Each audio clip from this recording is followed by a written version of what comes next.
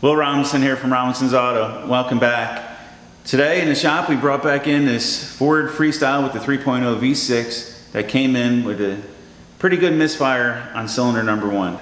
We were able to go in there, do a power balance test, and bring us right to the cylinder with very little time being consumed. And really, this whole entire process would take very little time, but I'm trying to demonstrate it, so I hope you realize that the time is being stretched because of that. So we monitored the primary voltage and the primary current. And we did see some obvious differences between a known good and a known bad. Everything from cylinder number 1 was moved to cylinder number 4, and the misfire obviously moved. But my whole objective of this video is, like I mentioned, how can we see that back bank without removing that intake manifold? So let's just keep that in mind. There was a lot of positive feedback, a lot of great questions and suggestions in the comments of this video, and I truly thank you guys for interacting. It means a lot to us. So one of the questions here, John Gibson asks, is the software you're using the onboard computer, or do you have leads hooked up to different sensors? Also, did you disable the fuel when doing a relative compression test, or does the software do it for you? That's a good question, John. When we first started off the video, you see me using process data, essentially a scan tool. I happen to be using the Ford IDS with a VCM2 hooked up to the OBD port. But like I mentioned in that video when I first started out, it's what you're seeing from the process data. And remember, if you have mode 6, you can go in there, look at your misfire counts, and try to determine a route to go from there. We could go in there and we could see the misfire counts. So, like I mentioned, guys, there's other options, there's other alternatives. This video was to see what we could do in the shop without really driving it because the misfire was present. The second part of John's question was, did you disable the fuel when you did the relative compression test? Very good question, again. When you've seen the IDS step me through the process of the relative compression check, they had us put the accelerator to the floor. At that point, at wide open throttle, we placed it into what they call clear flood mode. In clear flood mode, it essentially disables the fuel for you, and then we carried on with our test, and you've seen it count down the 10 seconds it was, I believe. So to answer your question, John, the vehicle will disable the fuel for you on this vehicle when you put it into wide open throttle.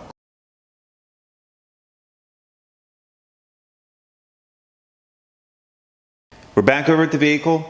I believe I had the scope hooked up in the same manner as we left it before. I just pulled the vehicle back in, recreated the problem, and I will tell you, for the last few days it's been running fantastic. I just put the components back in the cylinder number 1, and the misfire is back. I can feel it without even looking at the scope. So, channel number 1, primary voltage, back probed on coil number 6. What we're going to do first is start it up, make sure our misfire is still showing, active, the way we left it last time. Start it up, Tammy.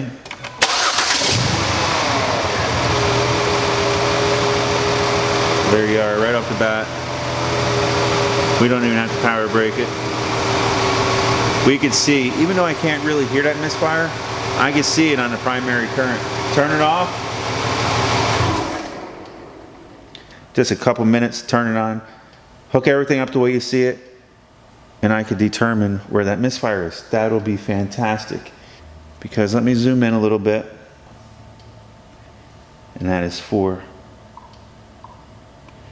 We still have the same characteristics we were seeing the other day. Pretty decent charge time, pretty nice shut off, the oscillation, very repetitive, right?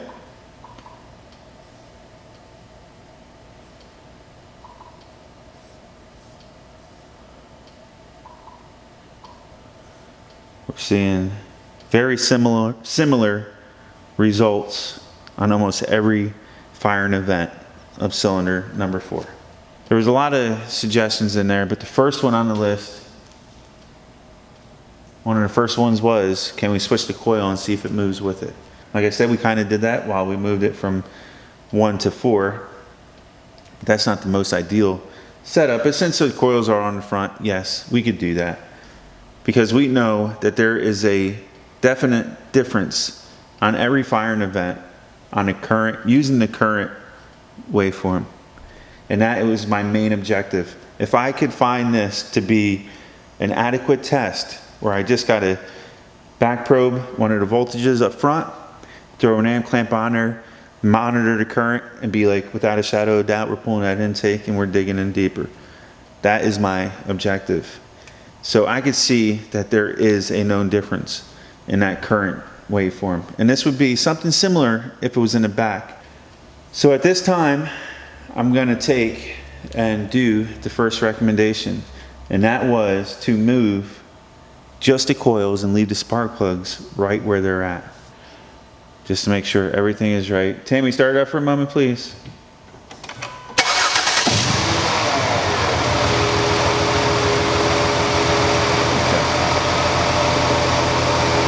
You can see that's still with the misfire on 4, 6, 1, 4. Okay. Just the coils. Remember, the old plug is staying in there. Old coil going on to a new spark plug. New coil going on to the old spark plug.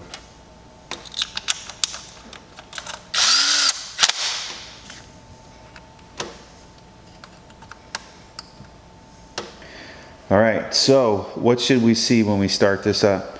6 should remain pretty much where it's at, right? Start it up. Oh wait, hang on, not yet, not yet, not yet. Clean slate. Start it up.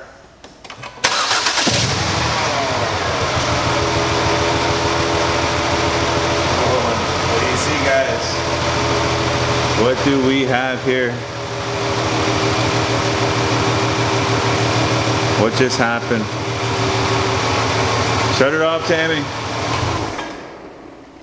Now remember, we have a brand new coil in cylinder number 4 now. Cylinder number 4 no longer has that weird current, and it moved to cylinder number 5. Let's zoom in.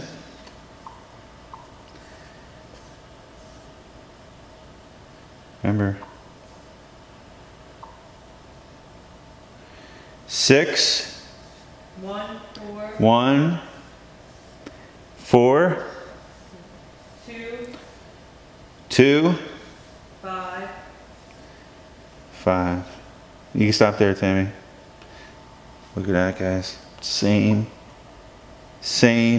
almost identical current pattern.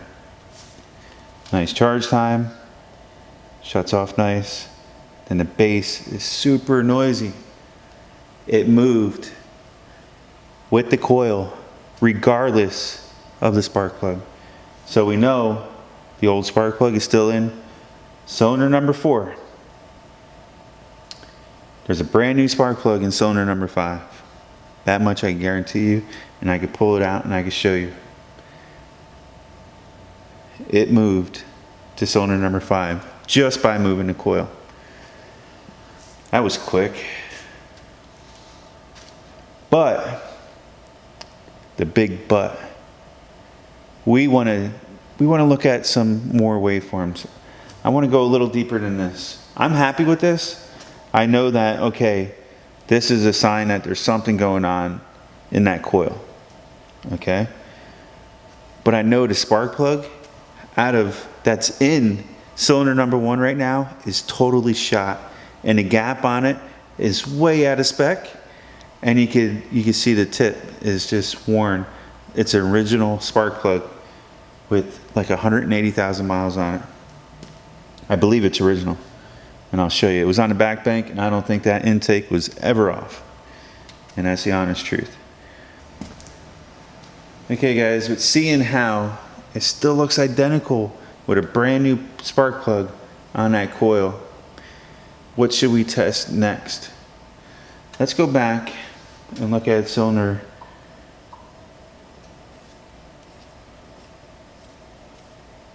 number 4. That's 6. That's 1. That's 4. I still see a little bit less current. Unless that was just a bad capture. Start it up for a minute, Tammy. I want to take one more capture, please.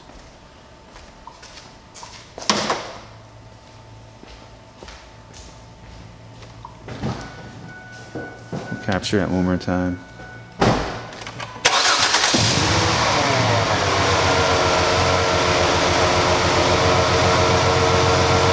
Okay, shut it off.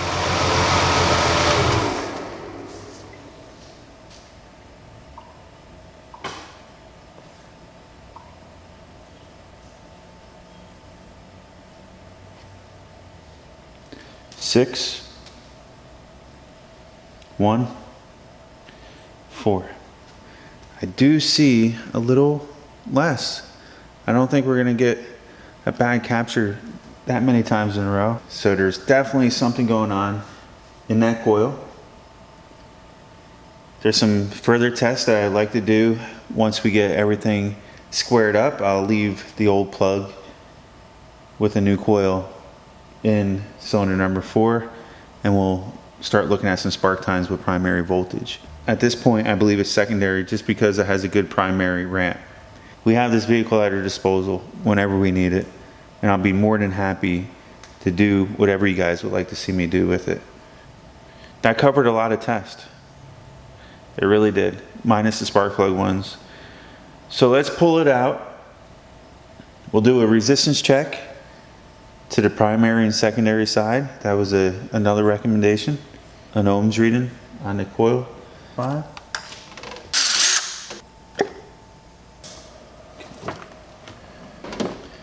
We got this nice little kit.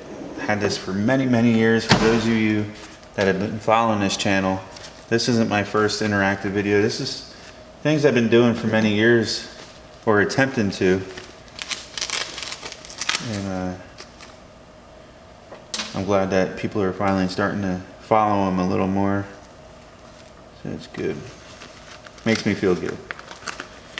So, alligator clips go on to my meter, like so.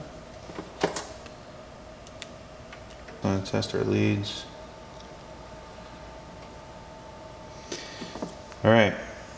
First thing we're going to do is check the primary. For the primary side, it doesn't really matter how we read it.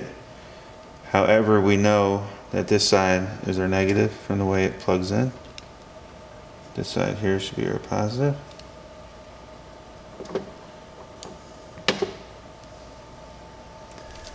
Let's see where that steadies out at.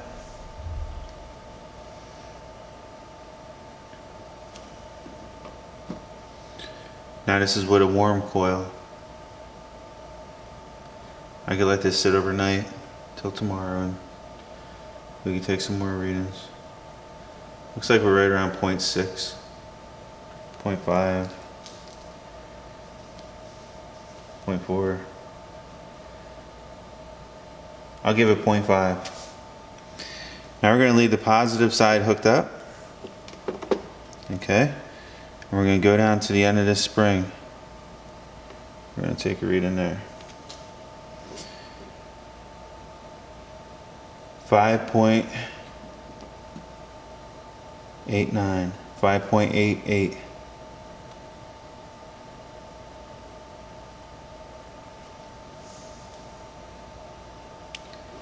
Okay. Secondary, 5.88. What was primary again? 0.5. So right here is a brand new coil. We're going to take a measurement of just the primary side. Now remember, this is a cold coil. But it looks like we're going to be right around 0.6, 0.5 on the primary. And like we were saying, guys, we weren't expecting a problem on the primary. We'll go down. Oh, I got some grease down here, but that's okay.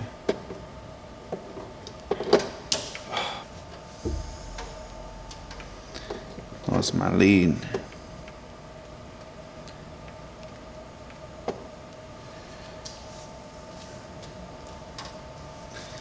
Ooh, it's pretty darn close to the same.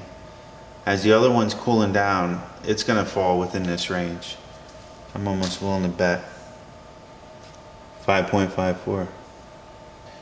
That's not enough for me to say, okay, there's a definite short or something in that coil. It's something that's happening under a load. And we know that because it doesn't act up all the time. I just want to take another reading of the secondary.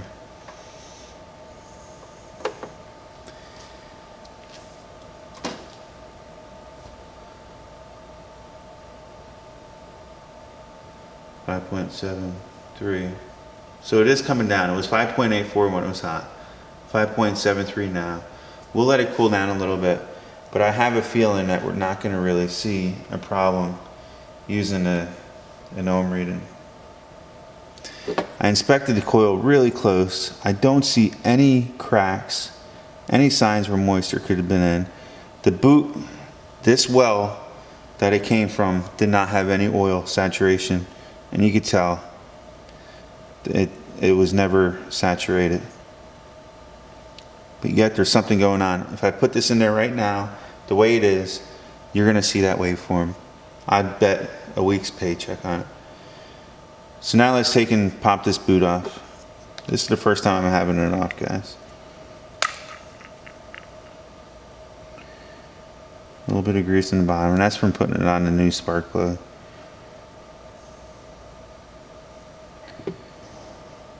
Not seeing anything here. It does look like a little white. But there's a little bit of white around that area and where the spring goes. Actually, there's one more test I want to do before pulling this off. Place this coil just like this, where you can see it. The spring is right there.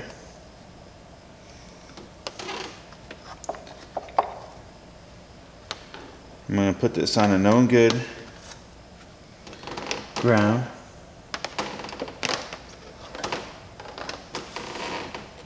I'm going to hold it here while Tammy starts it up. Alright, Tammy, start it up for a moment.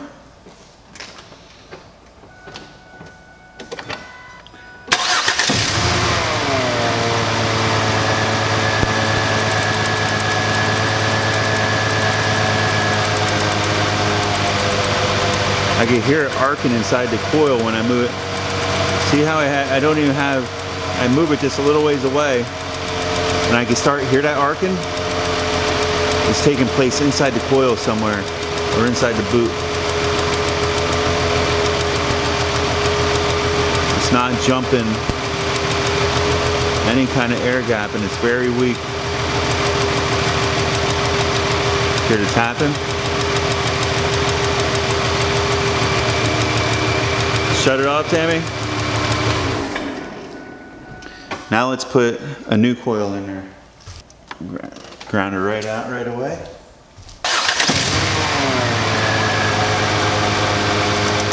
Oh yes. You see that, right? That is able to jump a massive air gap. Alright, Tammy, shut it off. Okay, I hope this is still showing up. I got my test light hooked up to ground. I know it's a good ground, so I'm going to use that as the ground. I got a spark tester in line with a good, I would say, 1/4 inch gap. It's going to take a lot of kilovolts to jump that gap, and we should be able to jump that with this new coil. All right, Tammy, start it up for a second, please.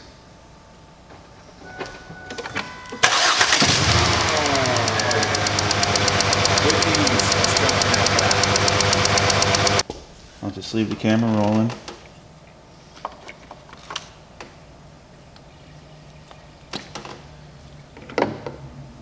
We'll plug the old coil back in.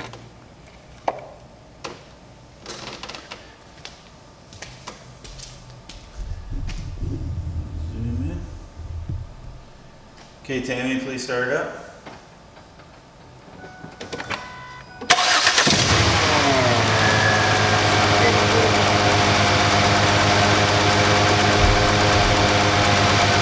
Like an 1/8 inch of a gap. Not big enough at all. Should jump that with no problem.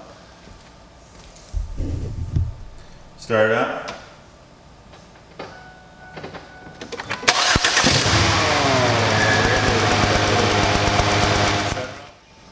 Not even 3/8.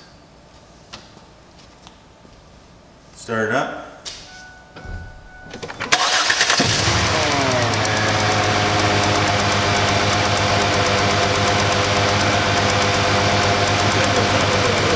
Now that we tested that and we see where that we can jump a good gap with this old coil, I feel okay now. Pulling it apart just in case we fix it. I'm going to twist that spring off. I'm going to get a flashlight and I'm going to take a really close look in there and see if I can see anything for you guys. I'm not really seeing too much in there. I see a little bit of that white stuff, but I'm thinking to myself, I don't see any cracks in here, but I can hear this thing cracking somewhere. Sounds like it's internal. So what I'm going to do, I'm going to plug this in now, and I'm going to leave everything off the front of it, and I'm going to use the test light once again to see what kind of gap we could jump from here, taking the boot and the spring out of the equation. You see where I'm at? Right there.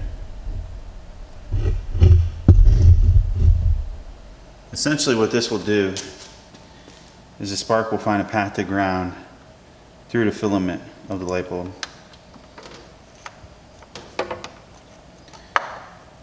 And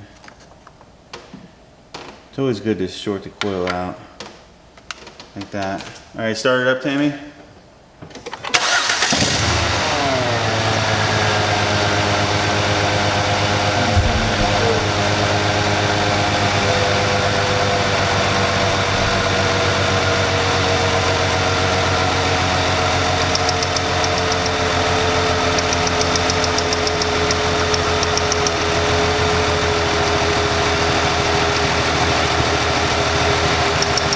You can hear it arcing, but you can see it jumps that little air gap. As soon as I move away a little bit, it no longer jumps. But I hear it arcing somewhere, and it's, ooh, there it is.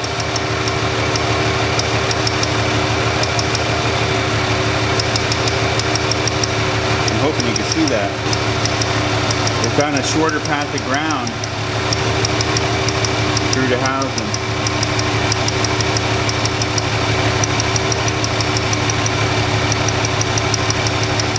Almost 1 a.m. last night trying to get this done for you. But I think we found a smoking gun. And then Tammy was like, oh, I gotta be up at 5 a.m. I'm like, you should have said something earlier. So we had to close up. We were able to see how the spark is jumping within itself down deep. I do have some white stuff taking place there. I'll try cleaning that out. However, I don't think it's going to make a difference, because if you envision this, I put this spring on, it puts it even closer to that edge. So that's even less of a gap it's got to cross. So it's already found a path, an easier path through the insulation. So I don't think there's much we're going to be able to do with this. I believe the damage is done, but we will do that in a ditch attempt just to see if we could do something with it.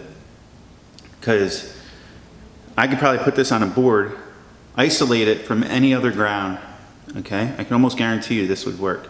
Isolate this whole housing from a ground, and it would still arc to itself internally. So the only path to ground that it's finding besides my test light would be a ground within itself. It's sparking through the control somehow. It found a different path to take. But I think we have a confirmation now that the misfire is most definitely on the secondary side, finding a different path to ground. So I believe all the windings are good. That's why our ohm test checked out right. And it's right at the very end, right where the money shot needs to take place. she's failing on us. She came up short. The bank account is now withdrawn, 0 overdrawn, and it's time to move on to the new coil. But we will clean that, and then we'll do that little test again with the test light and move on to the next step. A closer look at this spark tester, or however you want to call it. There's a little scale in there. It's very hard to see. And pretty much it measures the kilovolts that the coil is able to push out. Right now, I'd say the last test we took was right around 10 kV, right? 10,000 volts. You might be saying, wow, it could put out 10,000 volts. That's pretty good. Well, it even had trouble doing that. It failed flat on its face at 10,000. A good coil, you should see potentially around 30,000 volts to 40,000 volts. If I were to open that up to 30K, there's a little scale in there. I bet you the new coil will jump that 30K, potentially even to 40. You may be asking, like, how the heck are we jumping 30,000 volts when we're only putting 12 volts to that coil? Essentially, it's a transformer. It's a step up, it steps up the voltage. So the primary side that we've been testing this whole time, because it's very hard to get to the secondary side. This side of the coil, that boot was on it, would be the secondary. You could take and ohm out the primary side by using them 2 wires, right? And you see a much lower resistance. That's because the primary side uses a heavier coil and much less wraps, okay? And it's known that if you put voltage to a conductor, you create a magnetic field. And it's wrapped in there, and there's a core, and there's also the secondary winding. So the primary winding may only have 100 or 200 wraps, right? But the secondary potentially has thousands of wraps. So as it's charging, it goes all the way up, and then it has a known dwell time, right? The computer's turning it on for so long, and then it shuts off, and then you have the collapsing of that magnetic field, okay? When that magnetic field collapses, it induces that voltage over to the secondary winding, and it steps it up to potentially from 12 volts to 30,000 volts, right? That's a lot, because like a lot of people say, and you probably have heard this in the past, 12 volts isn't gonna jump an air gap. 110 volts isn't gonna jump an air gap. You need thousands of volts to really jump a good air gap. That's why they use this to step it up. They'll have very little current, but a lot of voltage to jump that air gap. And that's how that works, in a nutshell. And in this case, I believe what we were seeing, and a lot of you guys were dead on, is that the spark was there. It was producing a spark, but it just wasn't making it to the combustion chamber. You guys were dead nuts on with that. Okay, just for giggles and proof of knowledge or whatever, I'm gonna take and I'm gonna clean all this out really good with a pick. No more white stuff. I scrape down and clean the contact point. And as you can see, there's a very little air gap. I'm not sure if it's coming in good. Between the contact where the spring goes on, the connector, and the side of this coil. And once you put the spring on there, it's going to take up most of that space. I believe it's still going to jump that gap regardless. We're going to do the test first without the spring on it, just like we did, and then we'll do one with the spring on it. But this test light is still hooked up like we had it last night. I'm going to short it right away. We're going to go inside, we're going to start it up, and then I'll come out here and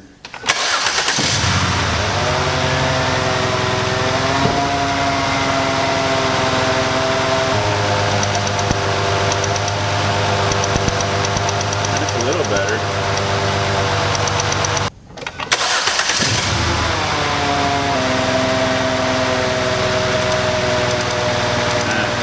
I mean, it's a little better, I'll give you that, but again, it's cold.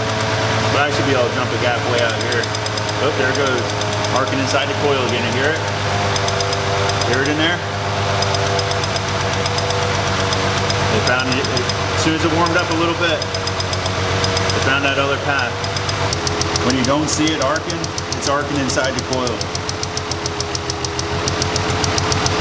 So it's still finding that little path to ground. And it's just gonna start creating a trace that gets it closer and closer to where it gets worse and worse. On the scale for 25K, it's already starting to drop out a little bit, and you can hear it arc inside that coil on occasion. The more it warms up, it seems like the worse it's getting. And it's just gonna eventually create a trace closer and closer, and that's where that white stuff will start forming, and it's just gonna come back within a matter of time.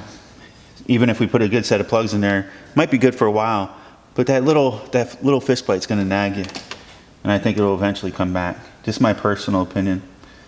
So I'm gonna open this up to 30K. It should be able to jump 30 to 40,000 volts. We'll put it on there like so. It seems like a really big gap, but that's what these load testers are for.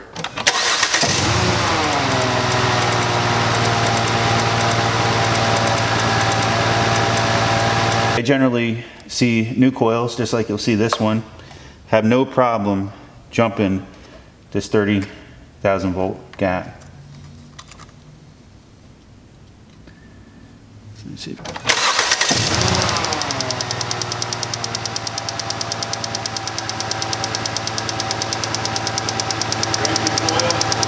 you can see the nice blue, deep, solid spark. I could probably jump another 10,000 volts. It could probably go up to 40 without a shadow of a doubt.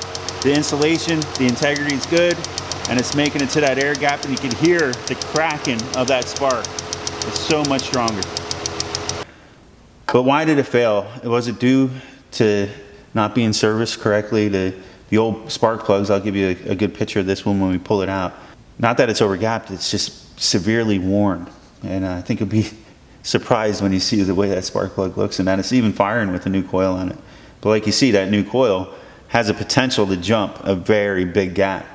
Okay, so that spark is indeed occurring inside that cylinder, regardless of the gap. It should show up on a primary voltage waveform though. So we're gonna see the difference between a good spark plug with a new coil. Okay, so everything else has new coils in it, and even the bad spark plug or the worn spark plug is gonna have the new coil. We're simply gonna leave the old spark plug in and compare it to a new spark plug with known good coils. New coil. These coils do not have to be grounded, like you've seen. Okay, it's probably gonna be upside down. Story of my life.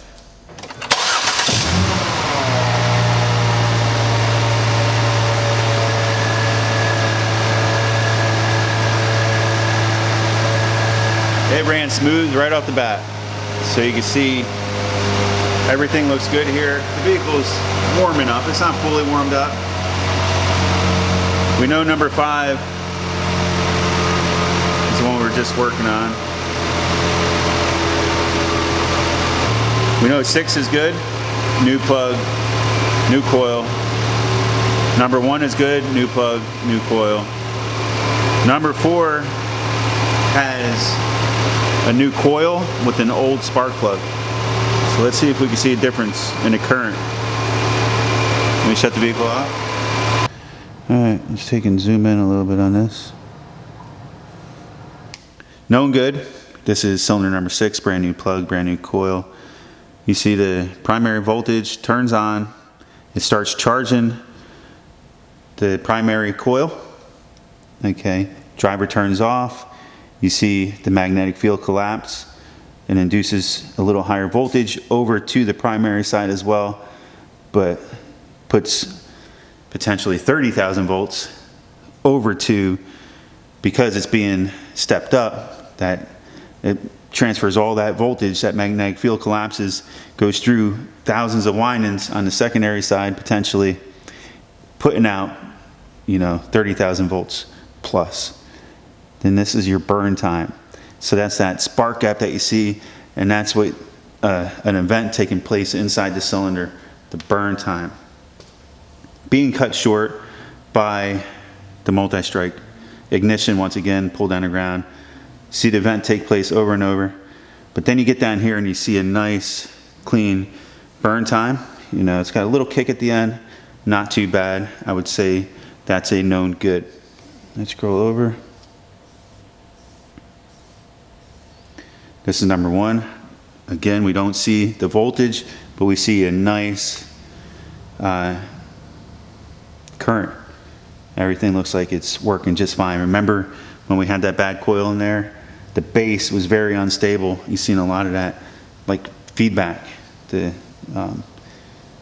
Like the voltage wanting to push back into the coil. It's the best way to put it. I think someone said that in there. Okay, so we do see something different with the current on cylinder number 4 with the bad plug. These 2 strikes down here are shorter. But we're not going to see this unless we're using a multi-strike ignition at idle. So at least with Ford, maybe I could go off of that.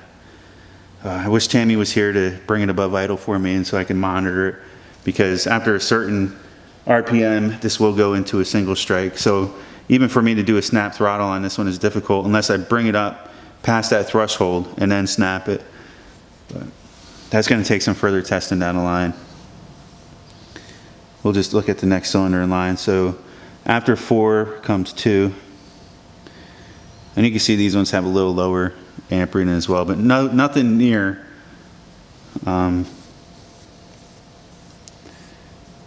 cylinder number 4. Next test, I'm going to jump right to it, and we're going to take in trigger off the primary voltage on cylinder number 4 with the known worn spark plug. That should be good.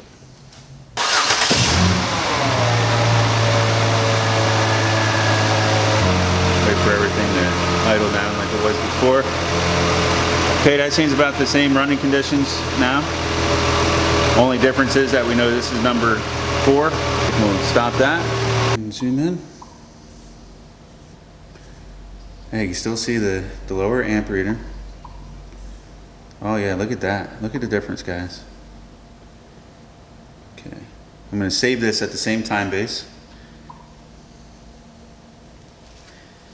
So moving along, I'm going to put a new spark plug into that cylinder. I don't know about you guys, but this is how I learn. I'll sit here and I'll play until it makes sense.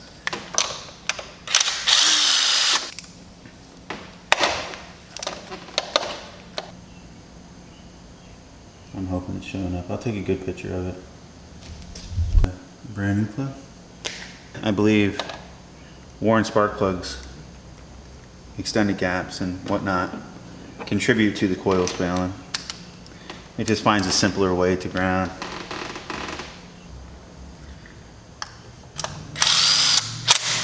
This could be an efficiency test as well. And let's take and put this down to 20 milliseconds. Restart this. So this is a known good everything. All new coils, all new plugs. You may have to clear out for a little bit, like before.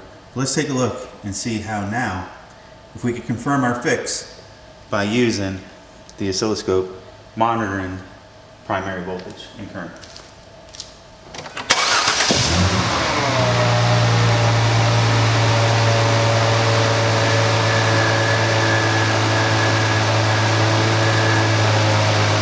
Everything's looking good. Remember, this is about efficiency, so let's just stop it now and zoom in and make sure we have a actually push it. Oh, look at that, guys. All right, let's shut it off. There you have it. It seems like everything goes hand in hand. I'm not sure why we have this lower current ramp down here. It could be because the vehicle needs to clear up a little bit, because we have been doing a lot of tests with it. I think it matches the other one pretty well. So let's turn this back down to 20 milliseconds. I'm going to now give the vehicle a fair time to warm up and clear itself out. Also, I'm going to bring it above idle and help clear out the cylinders a little bit. So you will see that go from the multi-strike to a single strike at some point.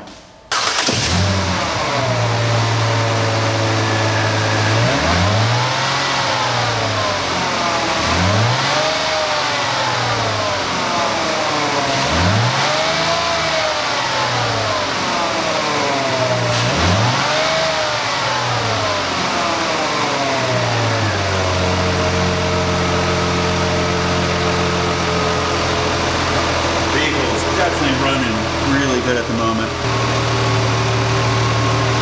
Okay, yeah, see how it's clearing up? So I think there was just something a little fouled in that cylinder. And you can now see the vehicle had time to clear itself out. Everything is looking good. I'm very happy with that. I'm gonna play around. We're gonna take it above idle, and you're gonna watch this go from a single strike, or a multi-strike to a single strike.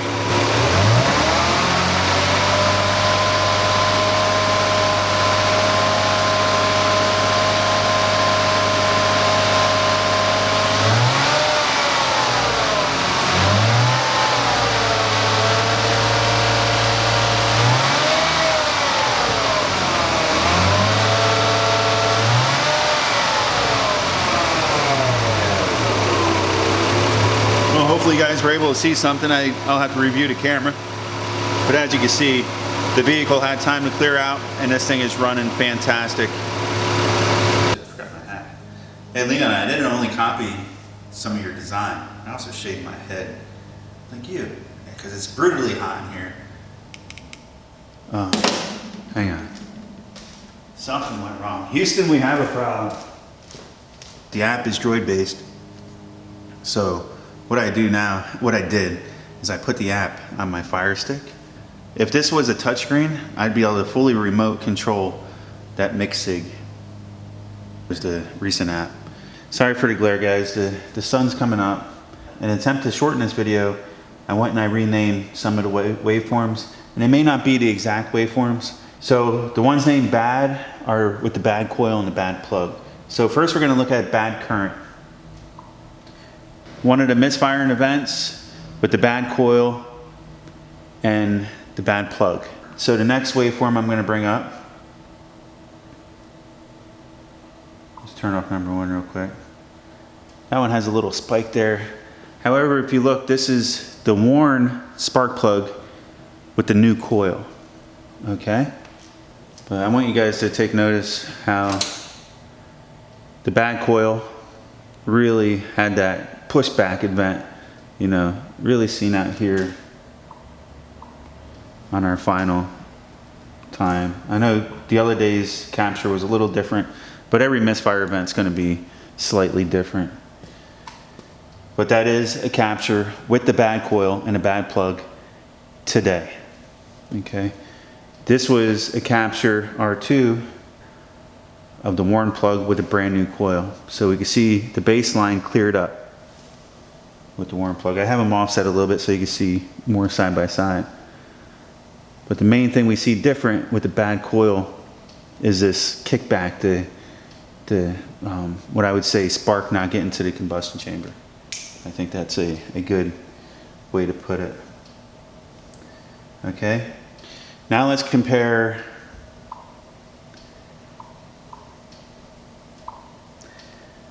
bad voltage versus worn voltage. So this first one is the voltage taken today with the bad coil and the bad plug. Probably not our best capture, but it shows a pretty good difference. So bad coil, bad plug versus good coil. I believe we are at the same time base. I just want to make sure. So I'm not lined up perfect, but you can see we're pretty close to the same. We're right on the same time base. But the main thing I see is, okay, dwell time is about equal.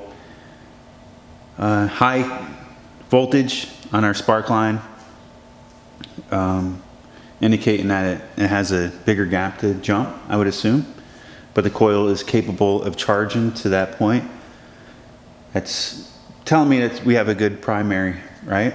I would think, in my assumptions. Very high spark line. It seems like it's wanting to push back once again. Very turbulent. And you can see with the known good coil with the bad plug, you can see we have a high voltage reading as well, saying that something still isn't quite right. And then the cascading spark burn time. I should say burn time, not spark line. I keep getting my terminology mixed up, I apologize. But more cascading, turbulent, but at least there's something there. We don't have a dead misfire at this point, but we can see a noticeable difference between the bad coil with the worn plug versus the new coil with the worn plug. To me, it stood out more. It was more apparent by using the current to see the bad coil. A bad plug will probably do the same thing if it's shortened to the, if the porcelain's bad, or you have a trace. An arc happening outside of the cylinder. I believe maybe this is what we'll see on this multi-strike system and unconventional as well. I know there's a lot of videos out there that cover a lot of this stuff, but when I put my hands on something, that's when I truly learn and understand the concept. And the voltage stood out the most to look at the spark, the burn time.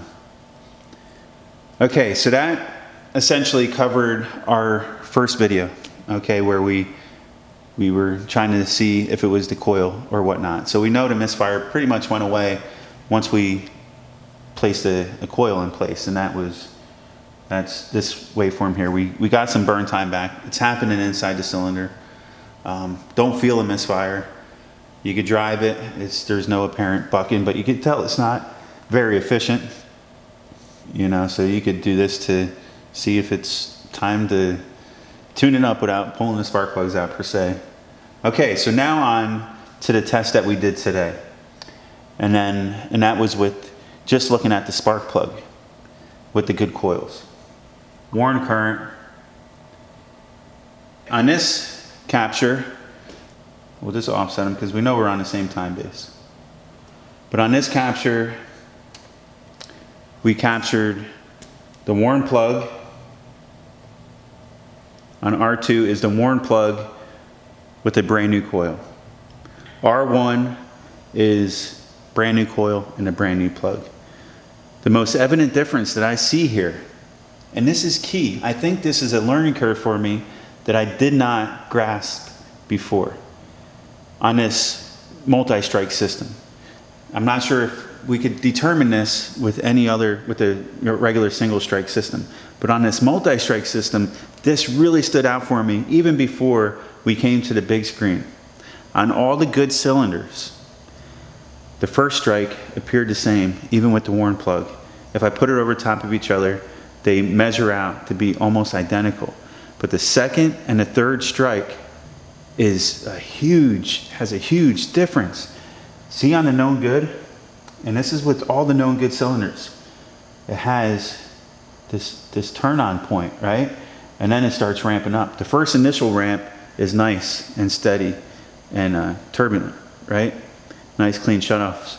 But when it turns back on, there was this evident, like a straight jump, where with the worn spark plug with the new coil, it kind of mimicked the first one. It had a charge all the way from the beginning. Okay?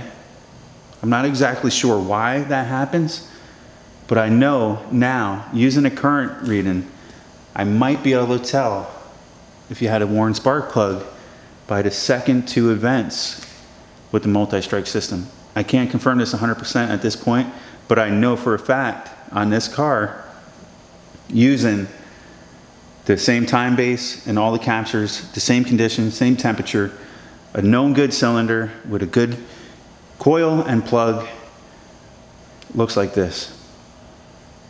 And a known cylinder with a brand new coil and a worn plug looks like this. And this is from the same exact cylinder. So that's telling me a lot right here. And we have 7.76 amps. That's on the worn spark plug, brand new coil. Okay? I believe it's identical if I take and I place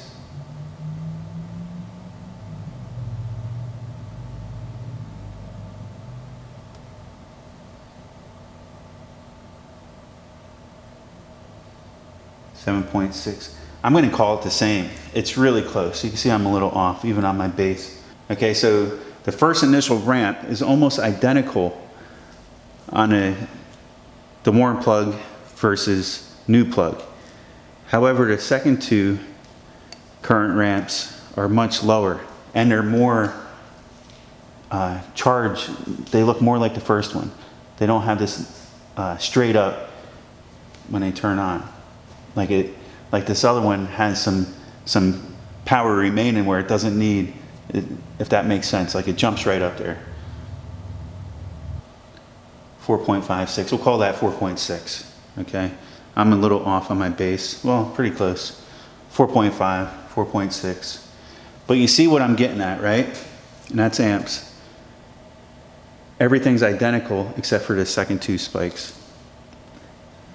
I think that might be key to doing a current test on a Ford multi-strike at idle with a worn spark plug. Let me know what you guys think.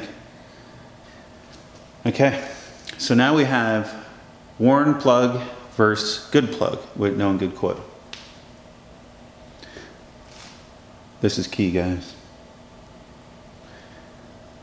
This is what a good burn time should look like. Okay, you got a nice burn time. You know, it's not the cleanest capture that I've seen, but you could tell everything was pretty much taken on the same time base. But the biggest difference you see is the burn time at 1.22 milliseconds versus 360 microseconds. But there's other burns taking place that are... So I hope this is making sense for you guys and you could gather some knowledge out of this. I know a lot of this seems repetitive. We can also see a much higher voltage spike on the worn plug, indicating that it's going to take more voltage to cross that gap. We could take a measurement of that as well. I'd say the worn one's hitting right around 216.8 volts. So 216 volts, a known good, which is about 148 volts.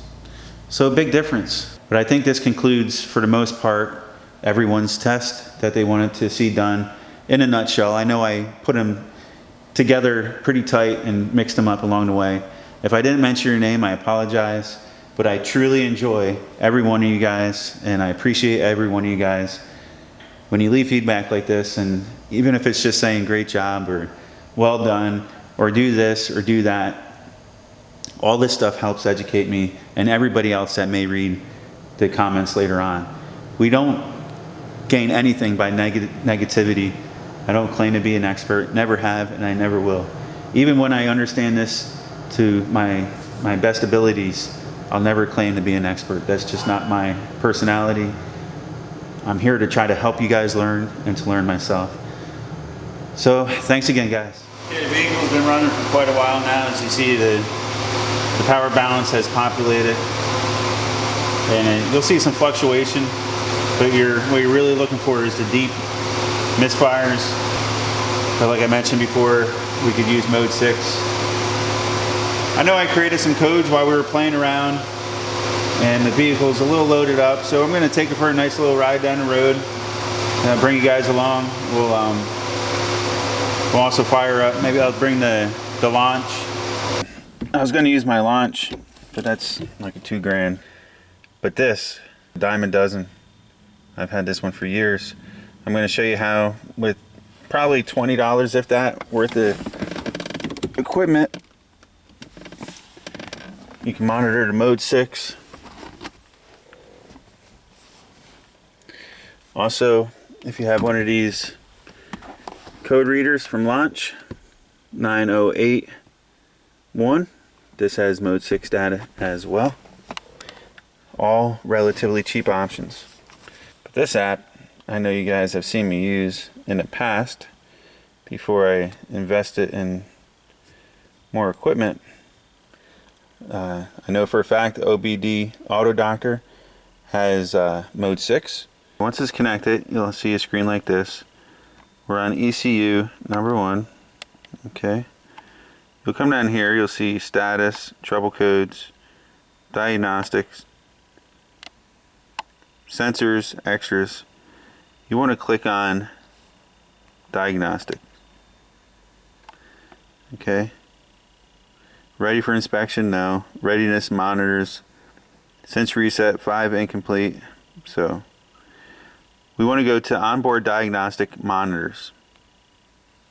And here you'll see this is our mode 6, and they got it all defined for you. You can do a lot of stuff with mode 6 that you can do with the high-end scanner. I'll let you just read as I go through it all. What's nice is that it gives you the values so you can see if it's close to the threshold. Misfire monitor general. That's not the one we want. Okay. Misfire data for cylinder number 1. So it's not complete, but there's 0. Misfire counts for last and current drive cycle calculated 0. Manufacturer defined test. So you can see what we have to look at. So pretty much what we're going to look at is those being completed with a value of 0.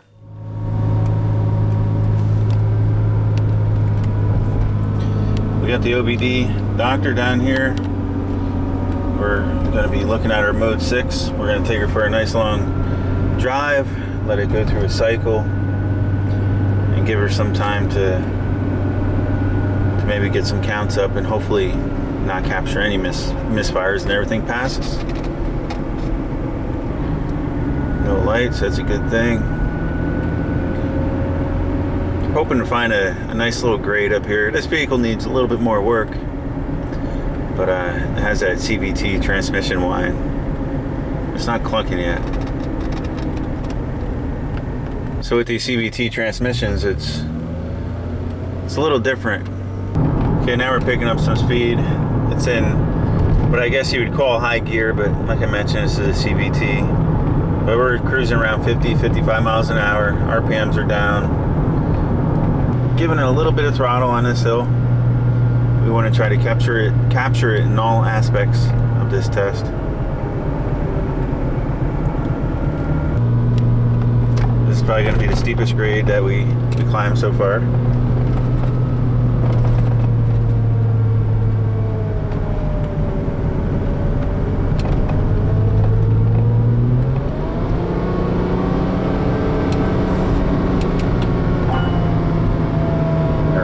Good.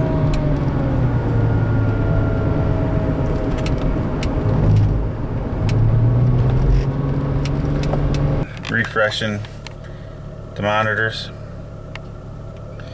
Rich to lean threshold. You'll see that there's a lot of mode 6 data that you could there's a lot of stuff that hasn't finished yet because it's only completed 1 drive cycle.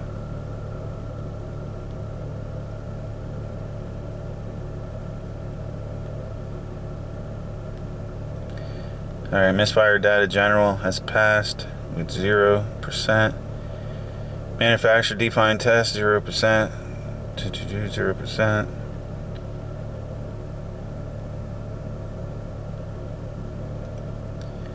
Alright, misfire data cylinder 1 0%, 0%, 0%. Okay. Misfire data 2 0%, 3. Everything passed 0%, 0%,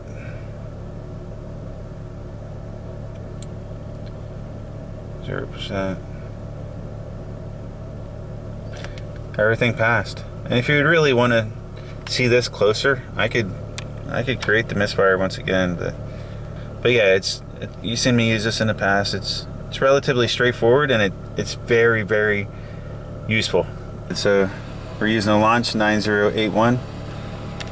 Decent tool. I had this one sent to me for review that I really haven't been able to do yet. So we're going to go up to Diagnostics. We're going to hit OK. OBD check. If you want to see data live streaming, you go to Data Stream. However, we want to go to Onboard Monitoring. Okay. It defines it for you, so that's good. But this is your mode 6. Misfire 1, misfire 2, so that's for the cylinders. So we're going to go to cylinder 1.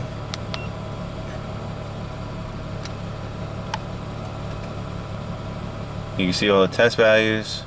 Okay guys, I hope you enjoyed. If you have any further questions, please ask, and I'll do my best to answer them for you.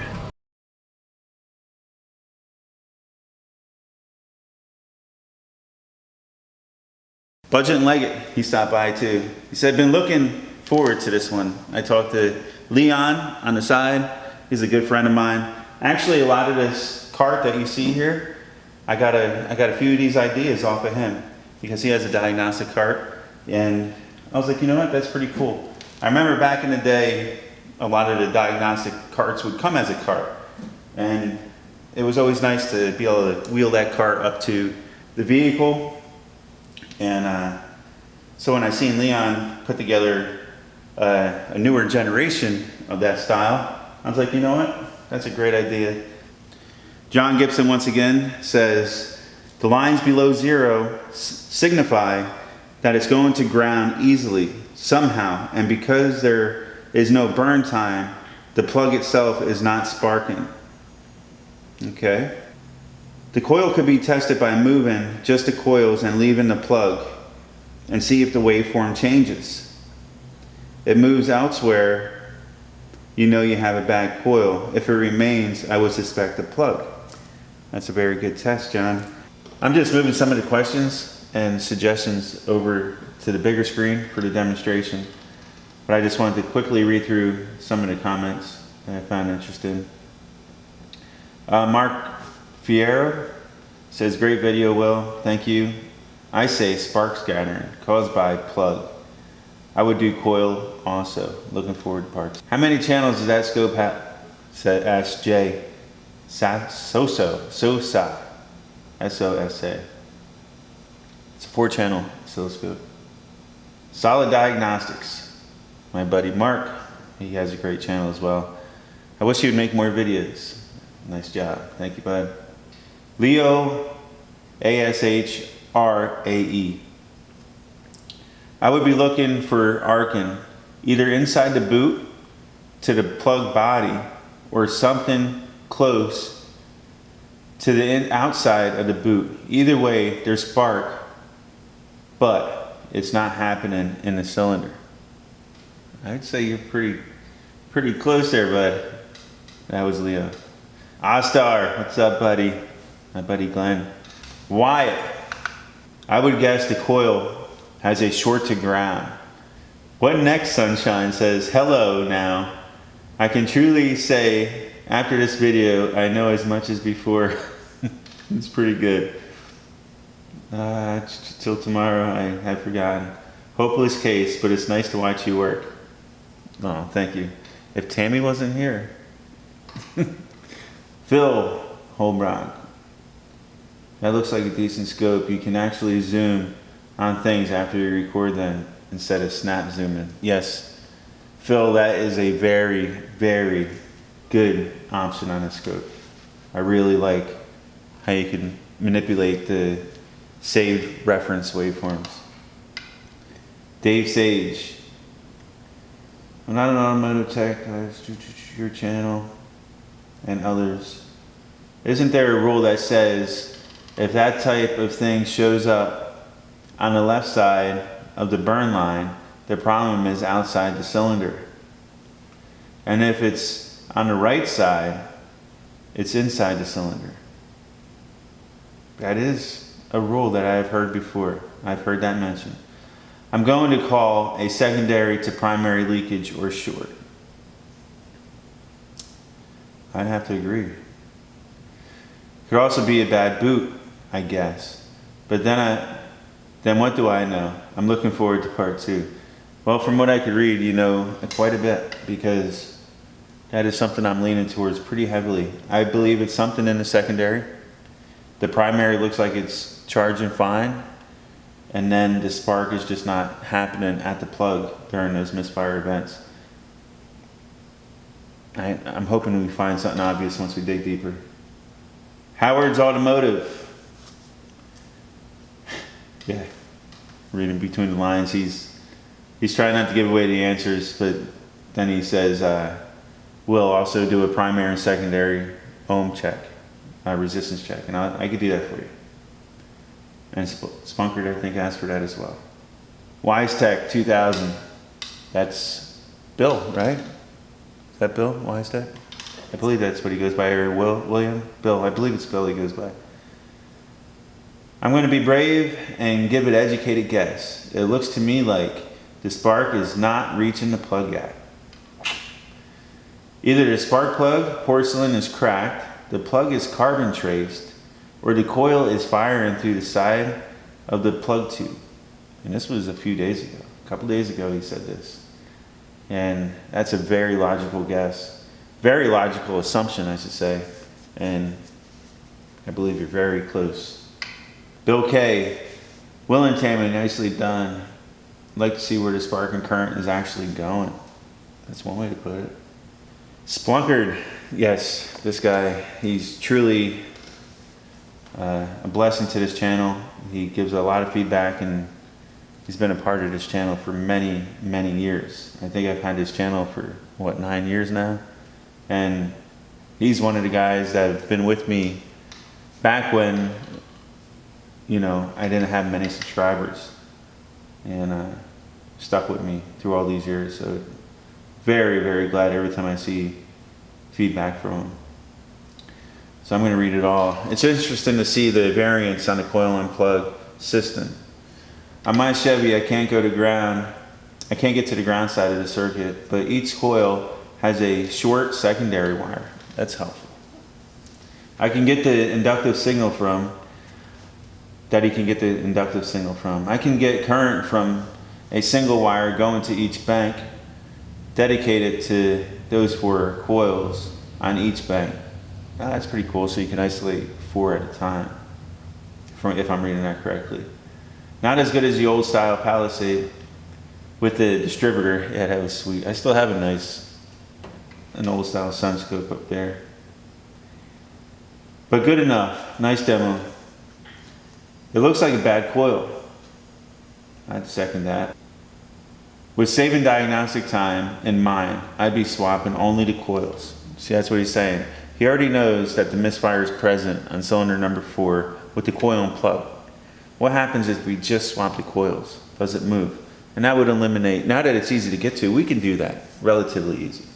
But we couldn't do that while it was on the back bank.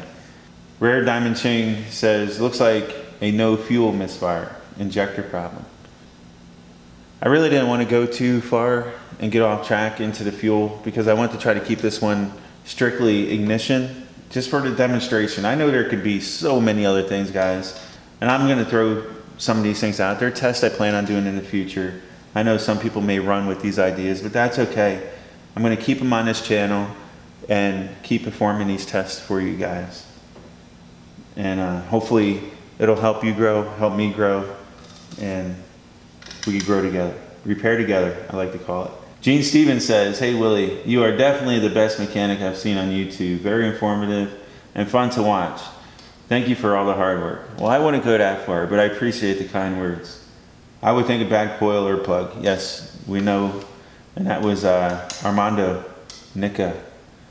Yes, we know it's one or the other, but we're trying to determine by the waveforms what one it is. El Cheapo says, great video, Will. I have learned the value of a scope, Automotive Diagnostics, so I bought one, and I'm slowly learning how to use it from you, Eric, Ivan, Keith, and Danner. Thank you, buddy. A lot of great people you named there. Glad I made that list. Looks like number 4 spark plug is installed backwards. It says cool. I can't pronounce your last name, buddy. But Mr. McCool, I'll call you. He says, looks like number 4 spark plug is installed backwards. I like to see you do that. Very interesting. Chuck W. Willingham, I think that's how you pronounce it. Sorry if I'm pronouncing that wrong. Says the current is flowing backwards for some reason. Yeah, there's something not happy in there, that's for sure. And when you're in an inductive system, strange things can happen. Sean, Mr. Fixit Lee says, interesting. If all plugs are new, I would try to swap the coil. Well, Sean, I might have misled you on that one. All plugs are not new. They're all new except for cylinder number 4. Cylinder number 4 has the old plug and the old coil that was removed from cylinder number 1. Danny Nelson says, man, you really need a scope. Why do you say that, buddy? That MIG-SIG is actually pretty remarkable, in my opinion. I enjoy using that MIG-SIG. And to be perfectly honest with you, even if I had a really good picoscope, I would use that if I needed a really high sample rate. But if I need something to grab and go for a quick test, it's not in the same category. I know it's not in the same league, but you also got to remember the price range and the ease of use, and what do you really need to be testing, and is it capable of testing what you basically need to test on most of this automotive. And as far as that goes, the MIG-SIG will do just fine. So I wouldn't knock it until you try it. And then Danny comes back and says, by the waveform, it looks to me like a shorter coil. Also, I enjoyed your video. I also enjoyed the one where you were replacing a clutch on the Ford DPS 6 transmission. Thanks, man. Well, you're welcome. Anytime, bud. I'm glad you enjoyed the videos. And you'll hear me say this a few times through this video. What I'm doing today and what I did the other day was a start of something greater to come. And I'm going to come right out and say it so you guys are aware that this has been an idea for a very long time of actually myself and Tammy. And we'll be bringing another person on occasion, but we are going to start a live stream. We haven't picked a day yet, and I hope you guys could help with that process as well. But it's going to be called Repair Together. It's something that's been in the works for actually many years. And I even have a forum called Repair Together, and I have the URL, repairtogether.com. And I just never built the website from it. This was back when I was into the website. So what the objective of Repair Together is going to be is that we're going to create a known problem before we go live. And when we go live, I'm going to have you guys do the troubleshooting and tell me what to do. You'll have access to all my tools. I'll be the one doing the troubleshooting. Tammy's going to be here recording. If somebody comes in to help for today, there may be some visitors coming in to participate in this as well, along with other YouTube creators that we will bring on from time to time. But I don't want to let the cat out of the bag yet, so it's something that's planned, and you'll be seeing that roll out shortly. And it's going to be called Repair Together, and we're going to be doing live interactive repairs. I can't wait for that. It's going to be cool.